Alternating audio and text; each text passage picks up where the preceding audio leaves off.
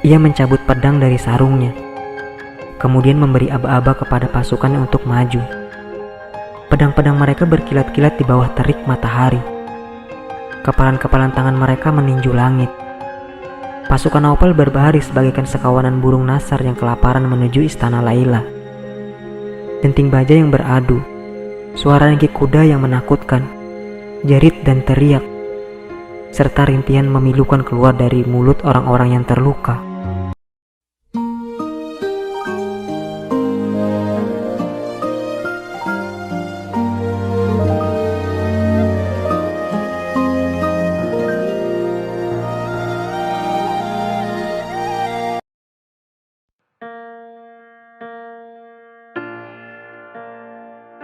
Kata-kata Majnun bagaikan anak panah bermata api, sedang hati Naufal bagaikan lilin. Naufal sadar ia harus segera bertindak. Ia segera mengganti jubahnya dengan baju jirah dan menukar cangkir minumnya dengan pedang. Ia segera bertindak tanpa menunda lagi.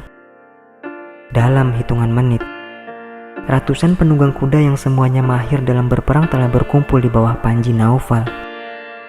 Naufal berkuda paling depan. Rambutnya berkibar dihembus angin bagaikan surai seekor singa. Majnun berkuda di sampingnya. Tidak lama kemudian mereka sampai di pinggir istana kabilah Laila. Naufal memerintahkan anak buahnya untuk turun dari kuda dan mendirikan tenda. Kemudian ia mengirim seorang utusan untuk menemui pemimpin kabilah Laila dengan membawa pesan. "Aku Naufal. Dengan ini menyatakan niatku untuk berperang denganmu. Pasukanku telah bersiaga dan kami siap untuk bertempur denganmu sampai tetes darah terakhir, hingga kami memperoleh kemenangan.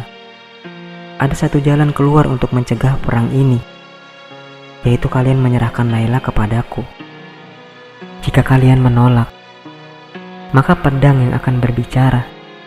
Aku bertekad menyerahkan Laila ke tangan orang yang sangat mencintainya. Satu-satunya lelaki di dunia ini yang patut mendapatkannya.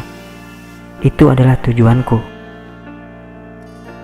Tidak lama kemudian sang utusan kembali dengan membawa jawaban. "Kami telah mempertimbangkan permintaanmu dengan seksama.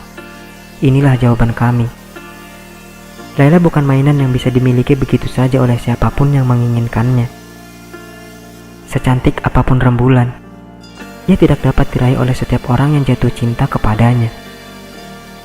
Apakah kau berniat untuk merampas apa yang bukan milikmu? Apakah kau menyulut peperangan di antara kita demi sesuatu yang bukan hakmu? Apakah kau nekat meminta sesuatu yang mustahil? Kemudian mengancam kami dengan kematian bila kami tidak memenuhi permintaanmu. Kau iblis dari neraka. Majulah, kalahkan kami jika kau mampu."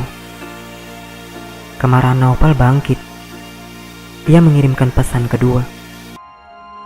"Kalian orang-orang yang menyedihkan. Apakah kalian buta? Tidak melihat betapa kuatnya kami dan betapa tajamnya pedang kami? Apakah kalian pikir mampu menahan kami? Dapatkah orang-orangmu yang sedikit dan lemah menahan laju gelombang pasang pedang-pedang baja serta amukan kemarahan? Pikirkan baik-baik selagi kalian bisa. Penuhi permintaan kami dan kasihani nyawa kalian. Jika tidak, maka malapetaka akan segera mendatangi kalian." Tapi lagi-lagi sang utusan kembali dengan penolakan yang diucapkan dengan kata-kata kasar dan cemoohan. Naufal sudah hampir meledak akibat kemarahannya. Ia mencabut pedang dari sarungnya, kemudian memberi aba-aba kepada pasukannya untuk maju. Pedang-pedang mereka berkilat-kilat di bawah terik matahari. Kepalan-kepalan tangan mereka meninju langit. Pasukan Naufal berbaris bagaikan sekawanan burung nasar yang kelaparan menuju istana Laila. Denting baja yang beradu, suara ringkik kuda yang menakutkan, jerit dan teriak, serta rintihan memilukan keluar dari mulut orang-orang yang terluka. Di antara orang-orang itu, hanyalah Majnun yang tidak ambil bagian dalam perang tersebut. Bukankah pertempuran dan peperangan ini demi dia? Tapi dia malah berdiri di belakang. Pedangnya masih tersarung, menatap tidak berdaya. Diamnya Majnun bukan diakibatkan rasa takut. Diamnya lebih dahsyat dari itu semua. Ia tidak dapat bergerak karena ia terpecah di antara dua kubu.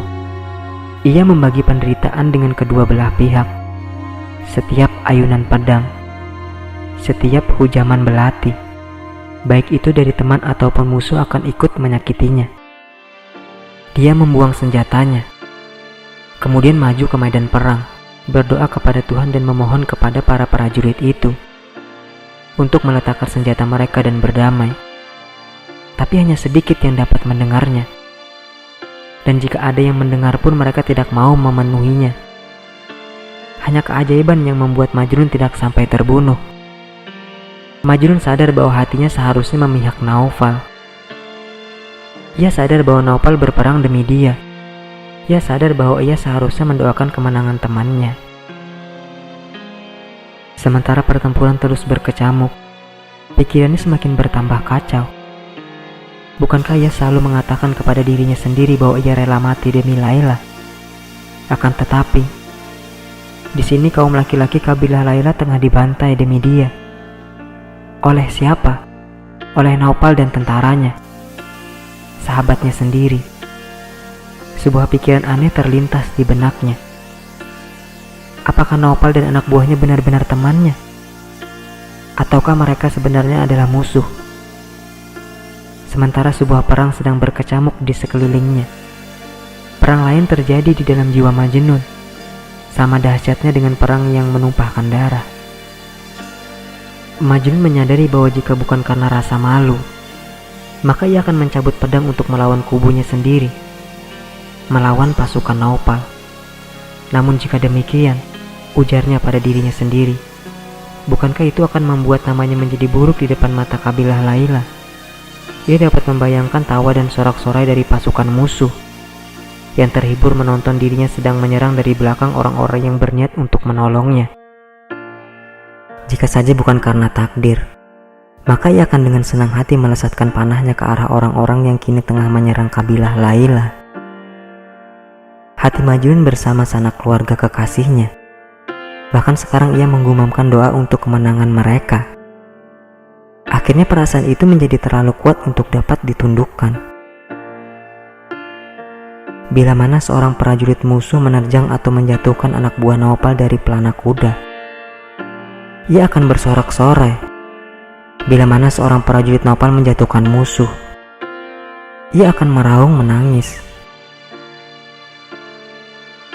Akhirnya salah seorang prajurit Naufal melihat tingkah laku Majnun.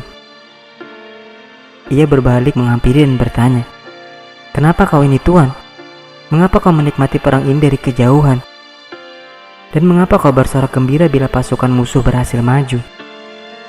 Apakah kau lupa bahwa kami di sini demi engkau? Tidakkah kau sadari bahwa kami semua mempertaruhkan nyawa kami demi engkau?" "Jika mereka benar-benar musuhku," jawab Majnun, "aku akan sanggup memerangi mereka. Namun mereka bukan musuhku. Orang-orang itu adalah temanku. Aku tidak seharusnya berada di sini. Jantung kekasihku berdenyut demi musuh. Di mana hatinya berada, di sanalah aku seharusnya berada. Aku rela mati demi dia. Tidak pernah aku memiliki keinginan untuk membunuh orang lain. Bagaimana mungkin aku bisa berada di pihakmu sementara aku telah menyerahkan jiwaku untuknya?" Sementara itu Naufal sudah diambang kemenangan. Ia bagaikan orang gila yang terlepas dari belenggunya, menggempur dinding pertahanan musuh, menebas orang satu demi satu dalam tiap terjangannya, mabuk aroma kemenangan. Namun hingga matahari mulai terbenam, pertempuran itu belum juga selesai. Tidak lama kemudian, begitu malam menyelimuti pundak siang yang terbakar dengan jubah hitamnya, dan naga kegelapan menelan butir mutiara cahaya yang terakhir. Para prajurit tidak mampu lagi melihat satu sama lain dalam medan pertempuran itu. Naufal menyatakan perang dihentikan untuk sekarang. Genjatan senjata itu disetujui. Melihat kenyataan bahwa belum ada pihak yang benar-benar menang atau kalah, mereka akan bertemu lagi di saat fajar.